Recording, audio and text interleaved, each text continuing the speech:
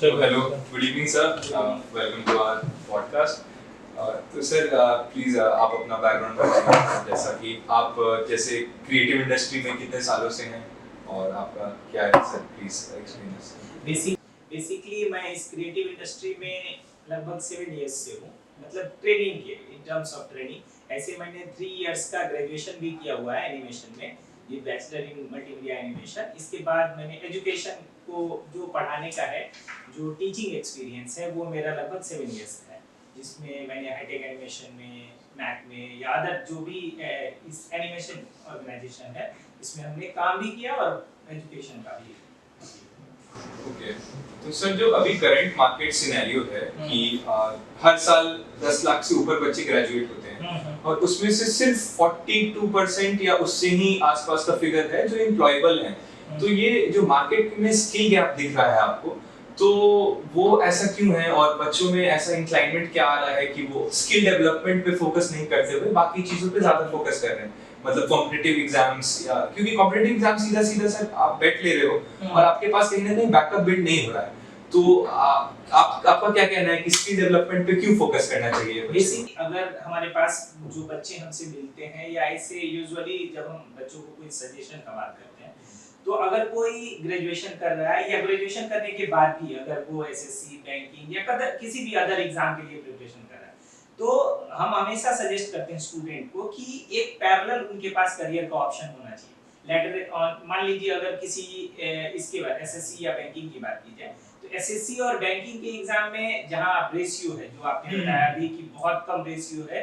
मतलब कंफर्म 5% से भी कम है। ये जो चांसेस है, इसको फुलफिल करने के लिए हम लोग एक स्टूडेंट को ऑलवेज सजेस्ट करते हैं कि आप एक पैरेलल करियर के लिए एक ऑप्शन रखिए, जिसमें आप जितना देर, अगर कोई आदमी इंटरेस्ट जोन के लिए 2 घंटा या 3 घंटा अगर किसी अदर एक्टिविटीज में देते, उस जगह पर आप स्किल बिल्डिंग कीजिए। अगर 2-3 घंटे भी टाइम दे करके वो स्किल बिल्डिंग कर रहे हैं, तो they can do better in. और जहां तक क्रिएटिव आर्ट्स की बात है, हमारे कंट्री में रिसेंटली काफी डेवलपमेंट्स हुए हैं and the government is quite aware about the potential of this industry. तो आपका क्या कहना है, ये हमारी सेंट्रल गवर्नमेंट ने ऑरेंज इकोनॉमी स्कीम निकाली है, उससे क्रिएटिव फील्ड और स्पेसिफिकली बिहार के बच्चों को या फिर जो इस रीजन के बच्चे हैं उनको क्या फायदा होगा सर क्रिएटिव फील्ड में?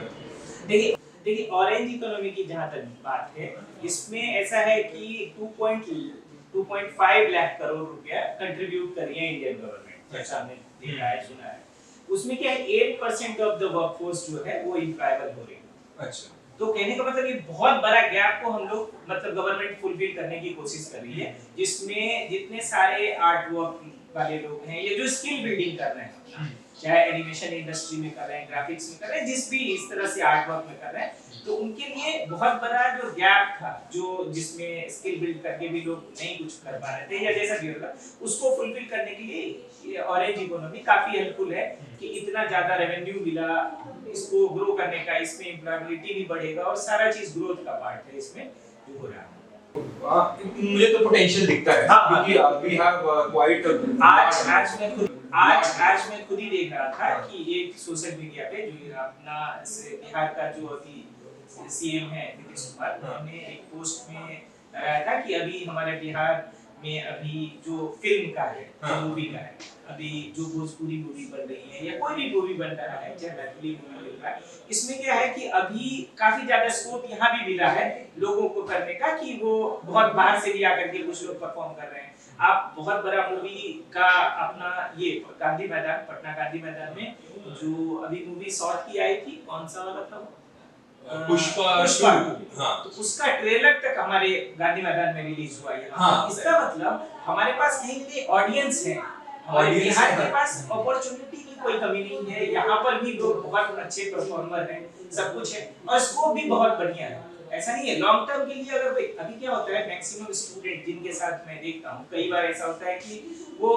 किसी छोटे कोर्स में, मतलब इंस्टेंट 2 महीने 3 महीने में बहुत कुछ आउटपुट रीच करना चाहते हैं। होता क्या है, उसके पास अगर एक स्कोप, एक टाइम मिले, लास्ट वीडियो में भी हम लोग डिस्कस कर रहे थे, इसमें भी मैं बताया कि एक शॉर्ट टर्म गोल लेकर के एक लॉन्ग टर्म विजन लेकर,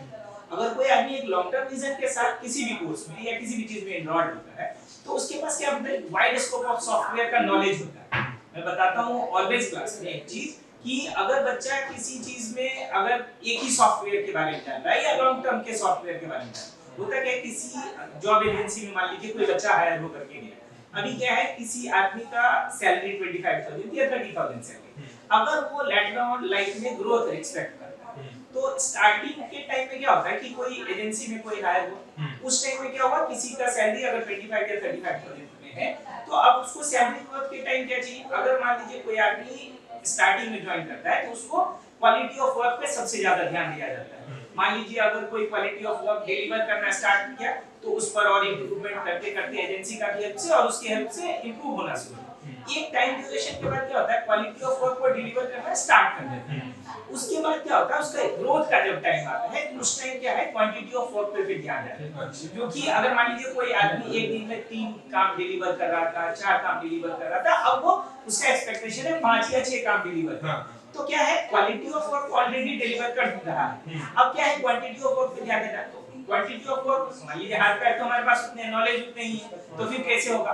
तो हमारे पास वहां पर हेल्प मिलता है कि हमारे पास क्या हो कि सॉफ्टवेयर स्किल का नॉलेज अलग अलग है, तो क्या होता है कुछ टूल्स हमारे इस सॉफ्टवेयर में बहुत जल्दी हो जाता है, कुछ टूल्स दूसरे सॉफ्टवेयर में बहुत जल्दी, तो क्या होता है with the combination of the tools हम किसी भी काम को बहुत जल्दी करना स्टार्ट करते हैं, तो होता है कि उस टाइम तो सर आप जितने सालों से हैं इस इंडस्ट्री में तो आपने क्या चेंजेस देखे हैं इस इंडस्ट्री में, मतलब आपके सामने भी कई सारे नए इनोवेशन आए होंगे। बिल्कुल है कि मैं जो देख रहा हूं अभी क्या है कि जब कोविड से पहले वाला एनिमेशन का पार्ट बोलो तो क्या था उतना अवेयरनेस था नहीं था, सॉफ्टवेयर डेवलप हो रहा था, एवरीथिंग हो रहे थे, लेकिन उतना अवेयरनेस नहीं था इंडस्ट्री के बारे में लोगों को। कोविड क्या किया एक स्पेशल चेंज लाया इसमें, क्योंकि सारे लोग जहां पर अनएम्प्लॉयड हो रहे थे एनिमेशन वाले लोग का रिक्वायरमेंट बढ़ रहा था,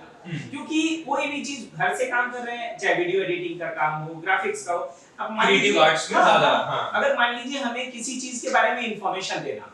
मान लीजिए कोई एक ऐसा है तो उसको हम लोग क्या करते हैं एक पोस्ट टाइप का बनाया, सोशल मीडिया पोस्ट बनाया, कुछ भी बनाया तो पूरा इंफॉर्मेशन को एक क्रिएटिव वे में प्रेजेंट किया। अगर यही चीज को अगर बोल करके करना हो पूरा वीडियो एडिट करके होता है, अगर किसी आदमी नॉर्मल टेक्स्ट में लिख करके देता उतना प्रेजेंटेबल नहीं होता, या लोग देखा नहीं देखा टेक्स्ट में, लेकिन अगर एक क्रिएटिव स्ट्रक्चर में होता है तो वो पूरा लोग देखता ही देखता। लोग थोड़ा रिस्पॉन्ड करते हैं। तो उसके बाद क्या हुआ ये सब में बहुत सारा चेंजेस आए, जो लोग के बीच अवेयरनेस आया, फिर लेटर ऑन क्या हुआ कि बहुत सारे लोग अब क्या कर रहे हैं कि चीजों में अपग्रेड करना शुरू किया। जैसे पहले क्या होता था कुछ सारे सॉफ्टवेयर हैं जैसे हम लोग आफ्टर इफेक्ट में अभी करना, अभी बहुत ऐसे सॉफ्टवेयर है सर जैसा आप बताते हैं अगर 2D 3D और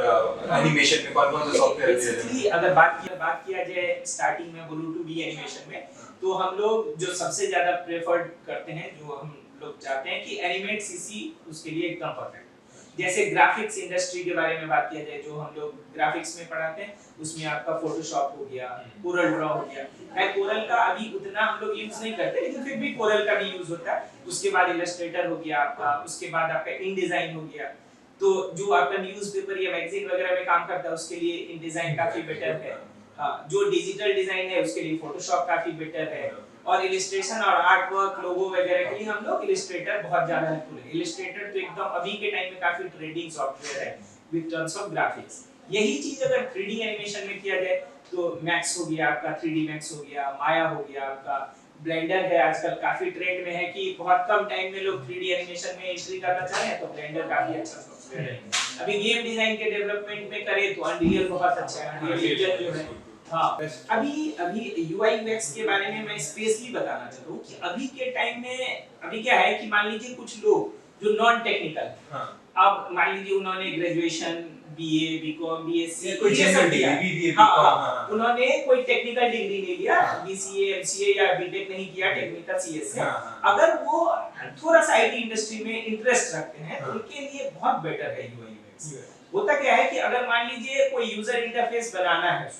तो क्या है कि हमारा इसमें 2 सॉफ्टवेयर बेसिकली काफी फेमस है, एक Figma और Adobe XD। ये 2 सॉफ्टवेयर काफी ज्यादा इस इंडस्ट्री में यूज होता है, और इसमें क्या होता है कि यूजर अपना ऐप डेवलपमेंट का पूरा इंटरफेस डिजाइन करता है, तो ये सब पूरा मतलब IT इंडस्ट्री का जो वर्क है जिसका इंटरेस्ट है उसके लिए UI UX काफी बेटर ऑप्शन है।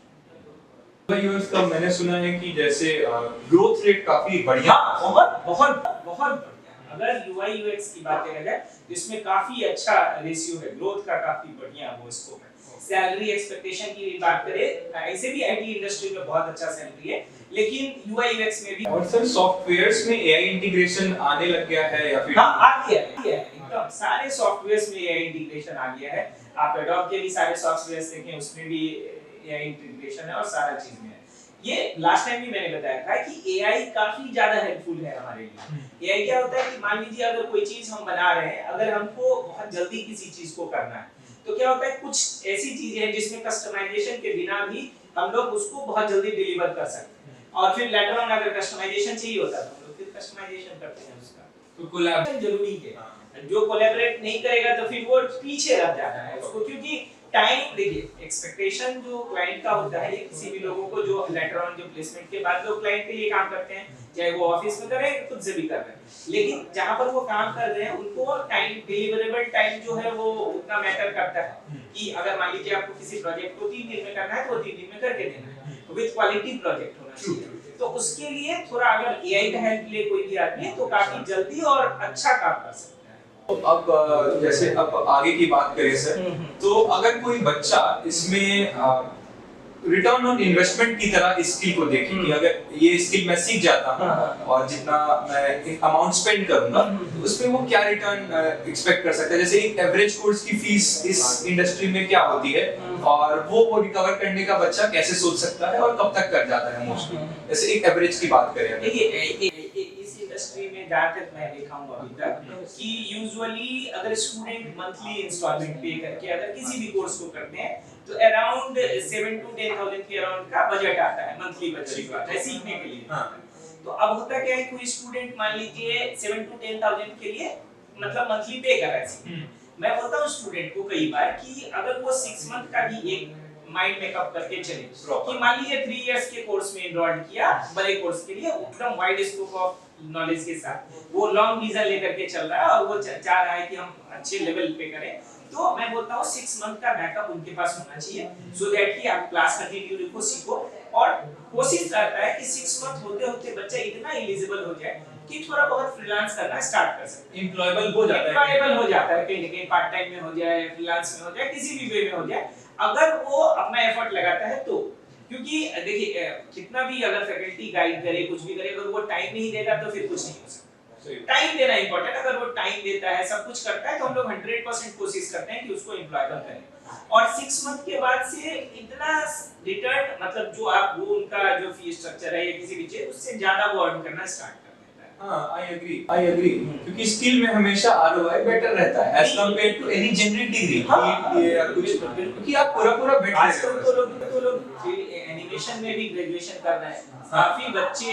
एनिमेशन में ग्रेजुएशन के लिए इंटरेस्टेड हैं, और government is promoting that, government का स्किल इंडिया। आप देखिए तो यहाँ का ही कोर्स के बारे में, तो हमारे पास 3 ऐसे कोर्सेज हैं जो गवर्नमेंट अप्रूव हैं। अच्छा, मतलब जैसे आप ग्राफिक्स में भी हमारे पास एक गवर्नमेंट अप्रूव कोर्सेज हैं विद नो जीएसटी, यहाँ पर लग रहा है उसमें 2 सर्टिफिकेट जीलर्न दे रही है, जिसमें एक जीलर्न का सर्टिफिकेट मिलेगा जीका का, और साथ में एक government of India skill India का सर्टिफिकेट मिलता है, which is tough to get skill India का। तो एक तो 3 कोर्सेज जैसे मान लीजिए 3D एनिमेशन में भी मिल रहा है, ग्राफिक्स में मिल रहा है, वीएफएक्स में भी मिल रहा है, जो 1 ईयर के प्रोग्राम है उसमें गवर्नमेंट ऑफ इंडिया का भी सर्टिफिकेट मिल रहा है और यहाँ जीका का भी सर्टिफिकेट। कोई एक 3 साल के कोर्स एनिमेशन इंडस्ट्री है, इसके पढ़ने के बाद average package almost I guess 6-7 तो एक्सपेक्ट कर सकता है कहीं ना कहीं। हाँ, आराम से कर सकता है। देखिए everything depends on practice. I always suggest student की क्वालिटी ऑफ वर्क डिलीवर करने के लिए प्रैक्टिस बहुत इंपॉर्टेंट है। हमारा सपोर्ट ऑलवेज होता है स्टूडेंट को कि हम हमेशा गाइड करने के लिए ये कर रहे हैं कि क्लास के बाद भी बच्चे प्रैक्टिस करते हैं। कुछ बच्चे हैं जो काफी लंबा टाइम प्रैक्टिस के लिए देते हैं, काफी अच्छा परफॉर्म करते हैं, वो 3 महीना में ही काफी अच्छा कैच अप कर रहे हैं। इवन यहाँ तक कि यहाँ एक स्टूडेंट थी, मतलब अभी भी है वो, तो उनका क्या है कि फर्स्ट मंथ कंप्लीट भी नहीं हुआ, 20 डेज का मैं बोल रहा हूँ, लेकिन उनका दिन भर का प्रैक्टिस सेशन चल रहा था, वो खुद ही प्रैक्टिस करती थी दिन भर बैठ करके। 20 दिन पूरने के बाद एक एजेंसी अपने पास आई, उनका क्या हुआ कि साथ में मीटिंग हुआ, सब कुछ हुआ और वो प्लेसमेंट के लिए रेडी हो गए। और इनफैक्ट कि वो खुद ही इंसिस्ट कर रहे थे कि नहीं स्टूडेंट इज वेरी गुड और ये हमारा रिक्वायरमेंट है, वो हमारा पूरा मीट हो रहा है। हाँ, इनफैक्ट यहाँ तक कि 2-3 घंटे वो क्लास के लिए भी अलाउ किए थे और साथ में उनका जॉब रोल भी चल रहा है। तो इस तरह का मिलता है opportunities Considering the current market scenario, ज्यादा डिमांड 2D का है या 3D का है, ज्यादा टफ कौन है? Because many of the people have this confusion. मैं अगर एज अ कॉमन मैन बोलूं, हाँ, तो होता क्या है, 3D is completely different from 2D और ग्राफिक्स। होता क्या है, डायमेंशन का डिफरेंस है। अभी मैं एक स्टूडेंट से मिल रहा था, तो उसमें क्या है, उन्होंने 3D में एडमिशन ले लिया। उनको पता था कि 3D बहुत अच्छा है, सब कुछ है, उन्होंने ले लिया। उनका इंटरेस्ट ना तो ग्राफिक्स में था ना 3D में था। लेकिन लेटर ऑन जब ग्राफिक्स का उसका क्लास हो रहा था, उस टाइम उनका काफी इंटरेस्ट बन गया कि अब मुझे बहुत अच्छा लग रहा है। अब जैसे ही 3D का क्लास स्टार्ट हुआ, अब उनका सर दर्द स्टार्ट हुआ कि उनको क्या है, एक एक नोड को मैच कराना, ये कराना, वो पूरा करना, मतलब एक एक चीज मॉड्यूल को डिजाइन। क्योंकि 3D में क्या होता है, जैसे एक कैरेक्टर, जैसे आदमी चलेगा, कब कैसे बोलेगा, तो लिप सिंक कैसे मैच, एवरीथिंग हमें डिजाइन करना होता है। जैसे रिग्स लगाने के लिए हमारा हाथ का मूवमेंट या कुछ भी कहां से मूव करेगा, एवरीथिंग हमें बनाना होता है। तो उस टाइम क्या होता है, जिसका इंटरेस्ट है वो तो बहुत ज्यादा करता है, लेकिन जिसका कंप्लीट इंटरेस्ट नहीं है उनके लिए फिर टफ हो जाता है। लॉन्ग टर्म के लिए देखा जाए तो एक्सपेक्ट टू मतलब ग्राफिक्स से बहुत ज्यादा अच्छा सैलरी पैकेज 3D का होगा। Okay, nice nice. क्योंकि ग्राफिक डिजाइनर्स का काम अभी कहीं ना कहीं जो ग्राफिक डिजाइनर्स बहुत टर्म्स में है, और ये फिर भी कस्टमाइजेशन का जहाँ रिक्वायरमेंट है वहाँ कोलैबोरेशन का, जहाँ पर एक पर्सनल फील चाहिए या ब्रांडिंग चाहिए, तो वहाँ पे ग्राफिक डिजाइनर्स का अवेलेबल। तो सर में जो है ना, वो सैलरी के पर्सपेक्टिव से देखा जाए तो 3D एनिमेशन का काफी अच्छा आ रहा है। तो नाइस सर, तो बच्चे काफी कंफ्यूज रहते हैं कि क्रिएटिव आर्ट्स में आए ना आए, तो ऐसे बच्चों के लिए अब हमारे पास कुछ है क्या, या फिर बिल्कुल अभी जैसे अभी क्या हो रहा है, गर्मी की छुट्टी हो रही है, या लोग ऐसे भी टाइम वेस्ट करेंगे। अभी का अपने यहाँ सबसे बेस्ट ऑप्शन है कि अभी समर वेकेशन में हम लोग एक प्लान कर रहे हैं यहाँ कि एक समर कैंप किया जाए, जिसमें अगर कोई बच्चे गेम डिजाइन में बहुत इंटरेस्ट रखते हैं तो हम उनके लिए एक अलग से स्लॉट बनाए हुए हैं कि अगर 3D animation to game development वो पूरा का पूरा कर सकते हैं। और अगर वो ग्राफिक्स में इंटरेस्ट रखते हैं या वीडियो एडिटिंग में इंटरेस्ट रखते हैं, या आजकल बहुत सारे लोग हैं जो रील्स में बहुत इंटरेस्ट है, जो रील्स तो खुद बनाते हैं लेकिन उतना प्रोफेशनली एडिट नहीं कर पा रहे हैं, तो उनके लिए काफी अच्छा अपॉर्चुनिटी है कि अब वो एक मंथ के अंदर चाहे तो पूरा डिटेल में सीख करके वो चीजों को कर सकते हैं। तो कहीं ना कहीं आप कह रहे हैं कि कंटेंट कंजम्पशन से अच्छा कंटेंट क्रिएशन पे ध्यान दो, क्योंकि आज के डेट में कंटेंट का ही जमाना है। हां बिल्कुल, क्योंकि organic content sells a lot, मतलब जैसा मैंने देखा है, तो कहीं ना कहीं वो क्रिएटिव आइडियाज और ये, क्योंकि एआई सब मान लीजिए सैचुरेट कर देगा, बट स्टिल जो ह्यूमन माइंड का ब्यूटी है वो एआई कभी मैच नहीं कर पाएगा। क्योंकि और मैं ये भी देखा कस्टमाइजेशन को लेकर के अगर होता है ना, तो वो मैनुअल ही करना होगा, कभी भी इन फ्यूचर भी होगा तो कस्टमाइजेशन मैनुअल ही होगा। नाइस। और thank you sir for coming and